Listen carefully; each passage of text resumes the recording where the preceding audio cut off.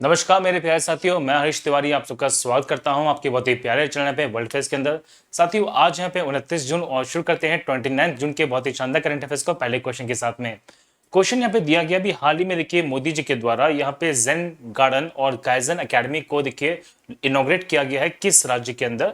तो कहाँ पे, किस राज्य में, किस क्षेत्र में इसको इनॉग्रेट किया गया, तो उसका सही आंसर है अहमदाबाद, गुजरात के अंदर। यस, तो पीएम मोदी जी ने अभी हाल ही में देखिए, हम जब बात करते हैं तो अहमदाबाद के अंदर यहाँ पे Japan information and study centre के एक जॉइंट एंडेवर है जो लॉन्च किया है, जिसका नाम है जेन गार्डन और काइजन। इसमें एक कहा जा रहा है, मेरे साथियों, कि हम यहाँ पे एक शोकेस है जो बहुत सारे Japanese art, culture, landscape, architecture को शो करेंगे, और उसी के तहत जेन काइजन को यहाँ पे लॉन्च किया गया अहमदाबाद के अंदर। तो ये बहुत अच्छा इनिशिएटिव है जो दोनों संस्कृति को देखिए बढ़ाने को लिया जाएगा, और इसकी वर्चुअली देखिए, इसका वर्चुअली ये जो इवेंट है पूरा किया गया है। हम जो बात करते हैं जापान के बारे में, तो जापान ने अभी ही देखिए भारत को यहाँ पे कोल्ड चेन इक्विपमेंट में देखिए सहायता प्रदान की है। साथ ही साथ यहाँ पे एक मेमोरेंडम ऑफ कॉपरेशन को साइन किया गया है in between Japan and India for the sustainable urban development. और साथ ही साथ इस साल के जो टोक्यो ओलंपिक्स है मेरे साथी, वो कहाँ पर होने वाले हैं? जापान में होने वाले हैं। आप जानते हैं इस चीज को देखिए, मालाबार एक्सरसाइज हुई थी। ये एक नवल एक्सरसाइज है जिसमें इंडिया, यूएस, जापान और ऑस्ट्रेलिया पार्टिसिपेट करता है, और जिमैक्स जो इंडिया जापान के बीच में की जाने वाली एक नवल एक्सरसाइज भी है। जापान की बात करते हैं, देखिए साथियों, टोक्यो कैपिटल है, और इस साल का जो टोक्यो ओलंपिक्स है वो यहीं पे किया जा रहा है, यहाँ पे आयोजित किया जा रहा है।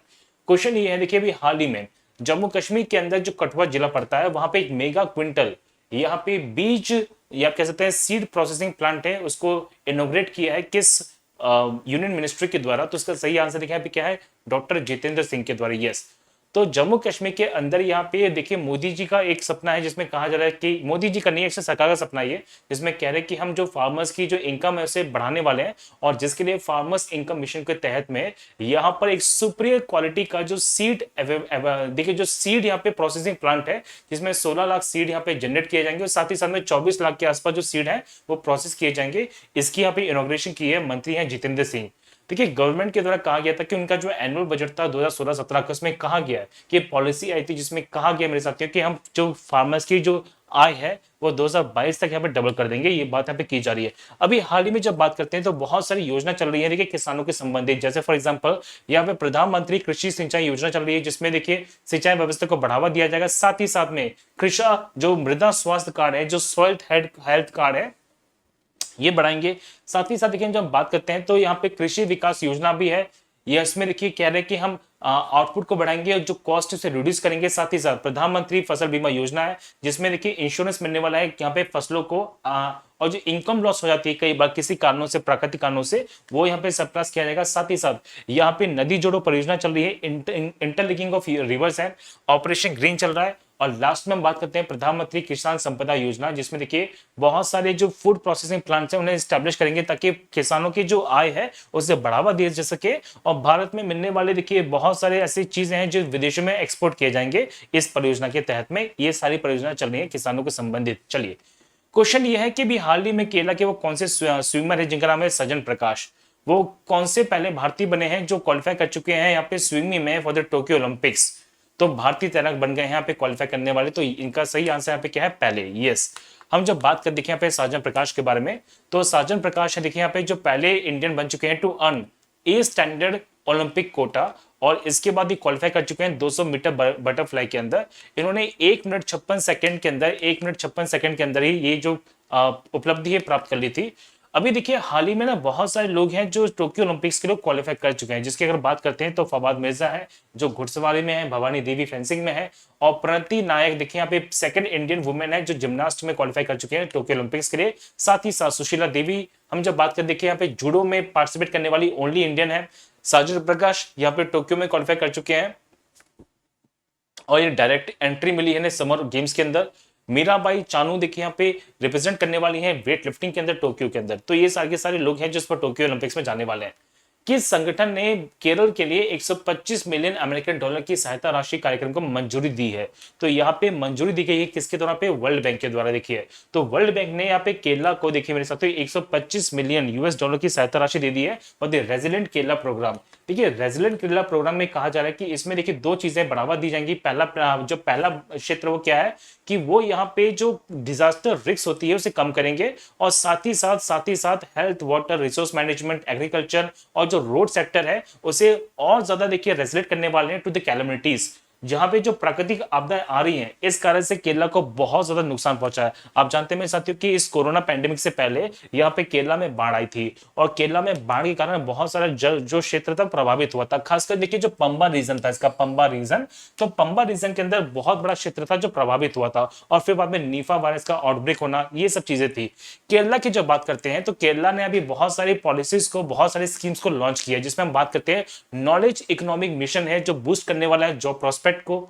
यहाँ पे केरला ने लॉन्च किया है स्मार्ट किचन स्कीम को। साथ ही साथ देखिए highest grade A++ performing index थी यहाँ पे ग्रेडिंग इंडेक्स में। और देखिए हम जब बात कर ले तो केरला गवर्नमेंट ने एक कोविड-19 वैक्सीन मैन्युफैक्चरिंग यूनिट को डेवलप किया है लाइफ साइंस पार्क के अंदर।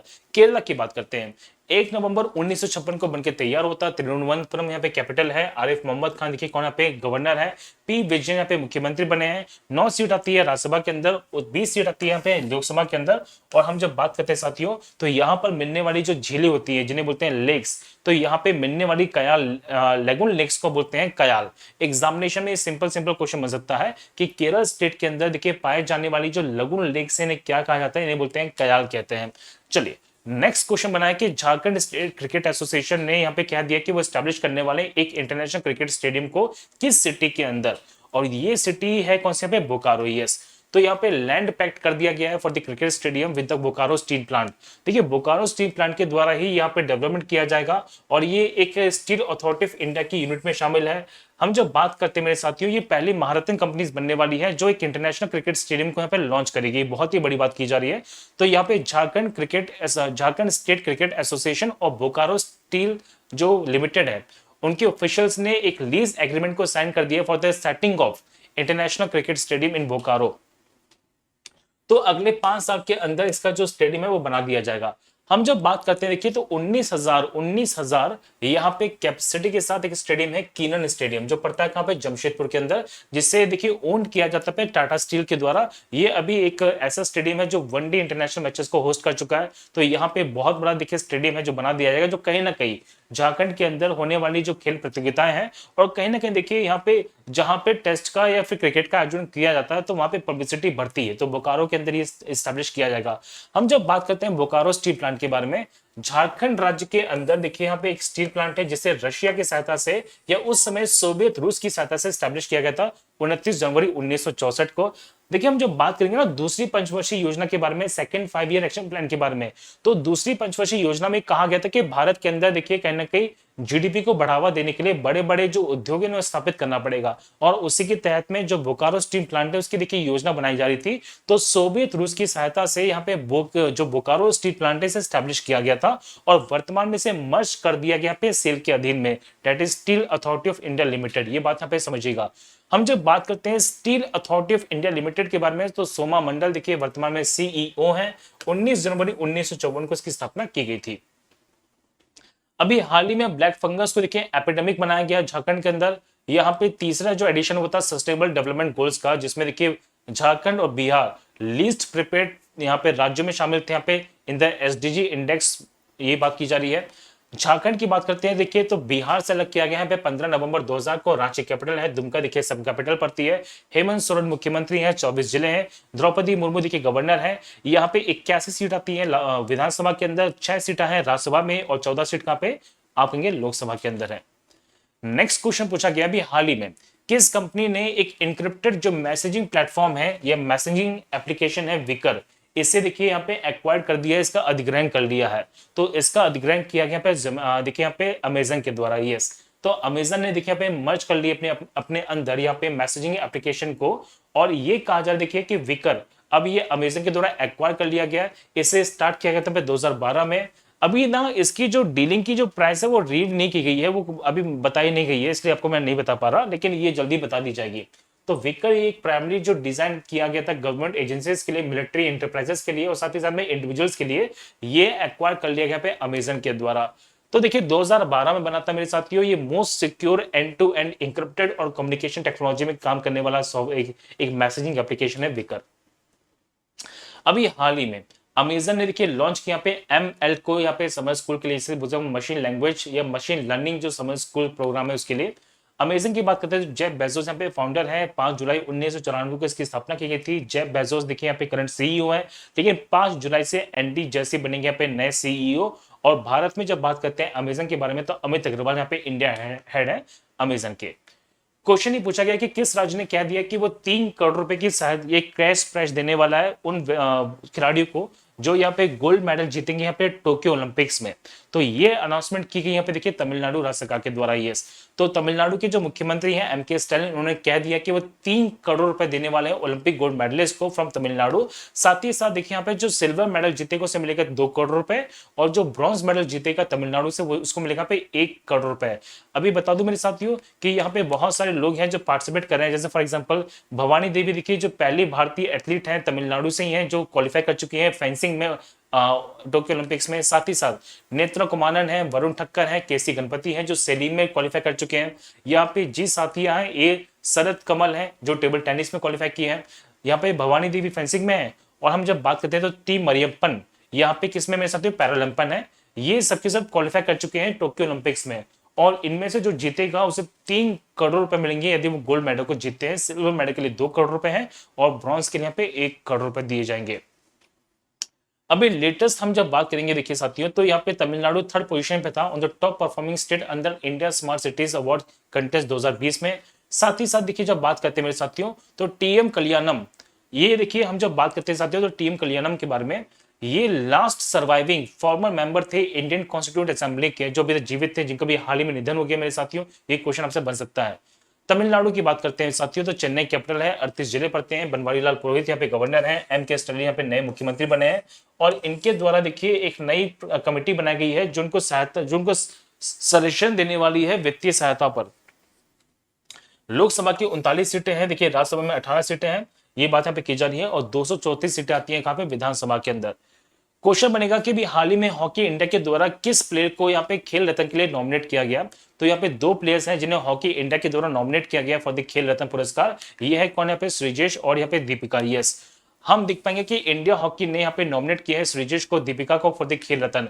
इस साल देखिए जो राजीव गांधी खेल रत्न पुरस्कार दिए जाने वाले हैं उनके लिए नॉमिनेशन लिस्ट जा चुकी है। तो यहाँ पे हम बात करते हैं हॉकी इंडिया के बारे में। तो यहाँ पे पहले पुराने गोलकीपर माने गए हैं, देखिए यहाँ पे PR श्रीजेश, और यहाँ पे वुमेन्स टीम प्लेयर थी यहाँ पे दीपिका, उन्हें देखिए नॉमिनेट किया गया for the prestigious Rajiv Gandhi Khel Ratna पुरस्कार। श्रीजेश की बात करते हैं तो श्रीजेश को देखिए अर्जुन अवार्ड मिला था 2015 में और इन्हें प्रेस्टिजियस पद्मश्री मिल चुका है यहाँ पे 2017 के अंदर। साथ ही साथ हरमनप्रीत सिंह, यहाँ पे वंदना कटारिया और नवजोत कौर को देखिए नॉमिनेट किया गया फॉर द अर्जुन अवार्ड। साथ ही साथ हम जब बात करते हैं तो RP सिंह को देखिए ध्यानचंद अवार्ड के लिए for the Dhyanchand award for the lifetime achievement. और यहाँ पे BJ करियप्पा है और CR कुमार है जिन्हें रिकमेंडेड किया गया फॉर द द्रोणाचार्य अवार्ड। ये सारे के सारे रिकमेंडेशन भेजे गए यहाँ पे हॉकी इंडिया के द्वारा इस साल दिए जाने वाले बहुत सारे पुरस्कारों के लिए। आप जानते हैं मेरे साथियों 29 अगस्त को मनाते हैं भारतीय में नेशनल स्पोर्ट्स डे, राष्ट्रीय खेल दिवस। और इसी दिन देखिए बहुत सारे पुरस्कार हैं जो दिए जाते हैं। ये किसके उपलक्ष्य में मनाया जाता है, आप मुझे कमेंट सेक्शन में जरूर बताएगा कि भारत के अंदर जो नेशनल स्पोर्ट्स डे है ये किसके याद में मनाया जाता है, किस खिलाड़ी की याद में मनाया जाता है। आप मुझे कमेंट सेक्शन में आंसर जरूर दीजिएगा। चलिए चलते हैं नेक्स्ट क्वेश्चन की तरफ। लेकिन बता दूं मैं आपको कि रानी रामपाल देखिए अभी India women cricket team, Indian women hockey team को लीड करने वाली है। साथ ही साथ मनप्रीत की बात करते हैं तो ये इंडिया मैन हॉकी टीम को लीड करने वाले हैं। इंडिया ने देखिए अभी हाल ही में 4थी रैंक को ग्रैब किया है in the international hockey federation के अंदर। और नरेंद्र बत्रा देखिए री इलेक्ट किए गए हैं इंटरनेशनल हॉकी फेडरेशन के प्रेसिडेंट के तौर पर। ये सारे के सारे फैक्ट आप याद कर लीजिएगा, बहुत ज्यादा इंपॉर्टेंट है। क्वेश्चन बनेगा कि भी हाल ही में भारत की यहाँ पे सबसे युवा क्रिकेटर कौन बन चुकी है जिन्होंने सभी फॉर्मेट के अंदर यहाँ पे कहते हैं मेरे साथियों यहाँ पे स्टार्ट किया है और यहाँ पे डेब्यू किया है। इसका सही आंसर यहाँ पे शेफाली वर्मा। यस, तो शेफाली वर्मा ने मात्र यहाँ पे 17 वर्ष 150 दिन की आयु में ही देखिए डेब्यू कर लिया है और सभी फॉर्मेट में डेब्यू करने वाली सबसे युवा खिलाड़ी बन चुकी हैं। हम जब बात करेंगे तो इन्होंने देखिए एस मंधाना, ईशांत शर्मा को भी पीछे छोड़ दिया है। अभी इससे पहले मेंस में जब बात करते हैं, मेंस की बात करते हैं देखिए तो ईशांत शर्मा ने यहाँ पे यंगेस्ट थे जिन्होंने 19 साल 152 दिन के अंदर यहाँ पे सभी फॉर्मेट्स के लिए खेला था इंडियन टीम की तरफ से। और स्मृति मंदाना, देखिए स्मृति मंदाना 18 साल 26 दिन की थी जब ये आई थी भारत की अंदर फॉर्मेट प्लेयर थी जो सभी फॉर्मेट में खेल चुकी थी। तो शेफाली वर्मा ने इनका रिकॉर्ड तोड़ दिया है। अभी न्यूजीलैंड ने जीता है देखिए आईसीसी वर्ल्ड टेस्ट चैंपियनशिप का अवार्ड जो पहली बार खेला गया था। यहाँ पे गर्ल गैंग देखिए अनाउंस किया गया एक official song of ICC women's world cup 2022। ICC का ऑफिशियल पार्टनर बना है 2023 तक यहाँ पे फोन भारत पे। और विनु माकंड यहाँ पे 7वें प्लेयर बन चुके हैं जिन्हें भी हाल ही में हॉल ऑफ फेम में शामिल किया गया बाय आईसीसी। ये फैक्ट को यहाँ पे समझ लीजिएगा। नेक्स्ट क्वेश्चन पूछा गया पे कि हाल ही में देखिए रिसेंटली प्रधानमंत्री मोदी जी ने श्रद्धांजलि दी थी बंकिम चंद्र चट्टोपाध्याय जी को इनकी किस जयंती पर। तो उसका सही आंसर है 183वीं जयंती पर। यस, तो बंकिम चंद्र चट्टोपाध्याय की हम जब बात करते हैं देखिए 27 जून 1838 को इनका जन्म हुआ था और इनके द्वारा ही मेरे साथियों यहाँ पे वंदे मातरम को कंपोज किया गया था। आप जानते हैं जो हमारा नेशनल सॉन्ग भी है वंदे मातरम, इनका कंपोज किया गया इनके द्वारा। देखिए वंदे मातरम को मेरे साथियों आनंद मठ से लिया गया। आपसे क्वेश्चन पूछेंगे, इनकी बहुत ही फेमस यहाँ पे देखिए नोवेल है जिसका नाम है आनंद मठ, वहां से ये जो वंदे मातरम है मेरे साथियों उठाया गया है, ये लिया गया है और संस्कृत में देखिए इसे लिखा गया था। ये बहुत ही फेमस फंड बनने वाला है। आज बात करते हैं 29 जून के। देखिए 29 जून को देखिए यहाँ पे हम मनाते हैं नेशनल स्टैटिस्टिक्स डे। क्यों मनाते हैं? क्योंकि इस दिन पीसी महालनोबिस का यहाँ पे देखिए जन्मदिन पड़ता है। आपको बता दूं मेरे साथियों कि भारत की जो दूसरी पंचवर्षीय योजना थी वो इन्हीं की मॉडल पे बेस्ड थी, यहाँ पे पीसी महालनोबिस की मॉडल पे बेस्ड थी। और इसमें देखिए सेकेंडरी सेक्टर को बढ़ावा देने की बात की गई थी जिसके तहत भिलाई, दुर्गापुर और राउरकेला यहाँ पे हम जब बात करते हैं तो इन प्लांट्स को बढ़ावा दिया गया था। और यहाँ पे एटॉमिक एनर्जी कमीशन को यहाँ पे देखिए स्थापित किया गया था इसी पंचवर्षीय योजना के अंदर। तो पीसी महालनोबिस का देखिए जन्मदिन पड़ता है और इन्हीं के जन्मदिन को मेरे साथ हम क्या मनाते हैं, नेशनल स्टैटिस्टिक्स डे के रूप में मनाया जाता है। तो ये था हमारा आज का करंट अफेयर का सेशन। मैं उम्मीद करता हूं कोई सेशन पसंद आया होगा। देखिए अनअकैडमी के किसी भी सब्सक्रिप्शन को लॉन्च करने देखिए प्राप्त करने के लिए आप मेरा कोड यूज कर सकते हैं ST10। अगर आप यहाँ पे एसएससी एस्पायरेंट है तो आप देखिए यहाँ पे संकल्प और सफलता बैचेस को ले सकते हैं जो शुरू हो चुके हैं 23 जून से। साथ ही साथ देखिए जो प्राइसेस है वो हाइक होने वाली है तो अभी के अभी जरूर लीजिएगा। तो किसी भी सब्सक्रिप्शन को प्राप्त करने के लिए just use my code ST10। और बता दूं मेरे साथियों कि आप गलती से भी ये फीस पे ना कर देना, यहाँ पे यूज कीजिए मेरा code ST10, the prices will fall down for you. एक बहुत इंपॉर्टेंट बात वो ये है कि इस संडे होने वाला है एसएससी का कॉम्बैट जिसमें आप पार्टिसिपेट कर सकते हैं by using my code ST10। ठीक है साथियों, चलो तो all set, let's crack it. तो लास्ट में बस यही कहूंगा कि घर पर रहिए, सुरक्षित रहिए, पढ़ते रहिए और यहाँ पे जो डेल्टा प्लस वेरिएंट फैल रहा है इंडिया में उसमें सुरक्षित रखने की कोशिश कीजिए, अपने आपको फैमिली को सिक्योर कीजिएगा। जरूरत पड़े तो ही घर से बाहर जाइए वरना घर पे रहिए, मेरा मानना यही है भी, क्योंकि भारत के बहुत सारे राज्य हैं जहाँ पे इसका आउटब्रेक दोबारा से देखा जा रहा है।